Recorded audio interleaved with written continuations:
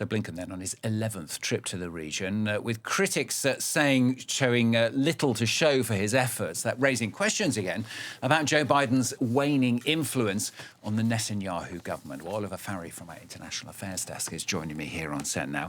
Oliver, an urge from Blinken once again for a ceasefire, perhaps not surprisingly, but what really are the chances of the Biden administration finally prevailing over Netanyahu here? Well, if the last 12 months are anything to go by, very, very slim are the chances. Sources are saying, like Anthony Blinken has said there, that Binyamin Netanyahu has committed to act upon US requests regarding the humanitarian situation in Gaza. That would mean allowing more aid to come through. Blinken and his Defense Secretary Lloyd Austin warned Israel to do that in a letter earlier this month, actually threatening cutting off US military aid. Now, it has to be said that the Israeli readout of yesterday's meeting did not mention either any commitment or even the humanitarian situation itself. Now, there has been a heightening of tone from Washington in recent months, but Washington is also sending its THAAD anti-missile system to Israel, which has been confirmed as being put in place this week. There's also a sense that the Biden administration and Netanyahu are at cross purposes. Anthony Blinken has told his hosts that the killing of Yahya Sinwar last week is an opportunity for a truce to get the hostages home. That's not necessarily the way Israel sees it. Washington has been saying this actually for the past week. They're obviously basing that on Israel having previously said that Sinwar was the obstacle to a peace deal, but Washington may have been taking Netanyahu a little bit too much at his word there. There's been no let-up in Israeli strikes since Sinwar's death. 115 Palestinians have been killed in the past 48 hours, according to the Gaza Health Ministry. Similarly, Israel is not letting up in Lebanon. Now, Washington has been urging caution regarding potential Israeli strikes in Iran, as Anthony Blinken said there, but few people would say, including Washington themselves, would think that Binyamin Netanyahu is really going to pay much attention to them. So he feels that he has a strong hand regarding the Biden administration right now. Yeah, Netanyahu then, as you say, some sense of leverage over Biden. In what way, though? Well, his biggest asset is the forthcoming US election. It's in his own personal interest to prolong this war because it's quite likely he would face prosecution for corruption once he leaves office. But he also knows the time is running out for Joe Biden. Biden will be in the White House till January 20th, but will he be succeeded by his Vice President Kamala Harris or Donald Trump? Netanyahu is certainly banking on it being Trump, who is his preferred candidate, and that of an overwhelming majority of Israelis. A poll by Langer Research and Pori this month put Trump at 54% in preference among Israelis, and his opponent Harris at just 24%.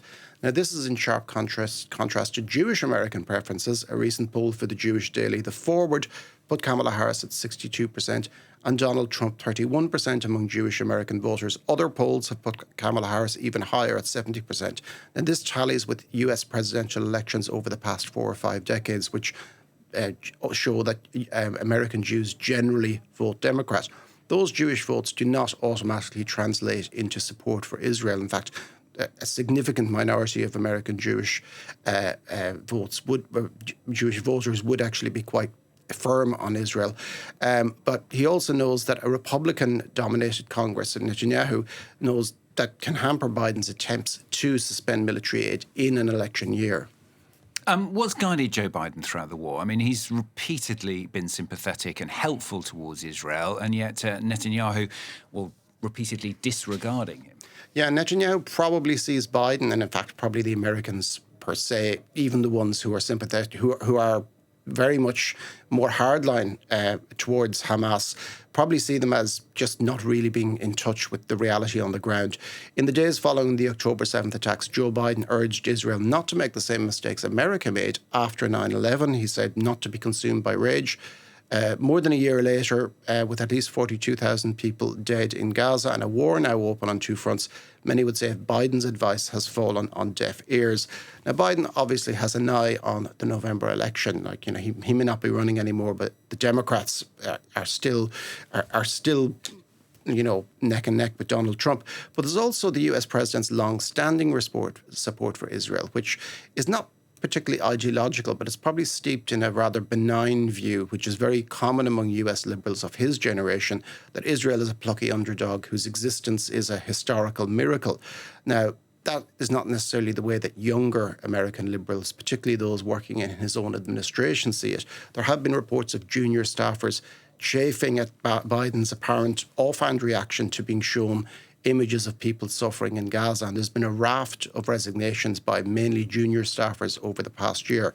Now, this inaction has hurt the Democrats among Arab Americans. The Guardian reported yesterday that the Arab Americans slightly favour Donald Trump over Kamala Harris. And that could be enough to tilt the balance in Michigan, which is a vital swing state and which has a significant Arab American minority. Now, ironically, Arab Americans historically were largely Republican voters until George W. Bush's war on terror alienated them and they shifted their allegiance to the Democrats. Now, another historical event is having a potentially seismic effect and pushing them back in the other direction. Well, thanks very much, Oliver Farry, from our International Affairs Desk there.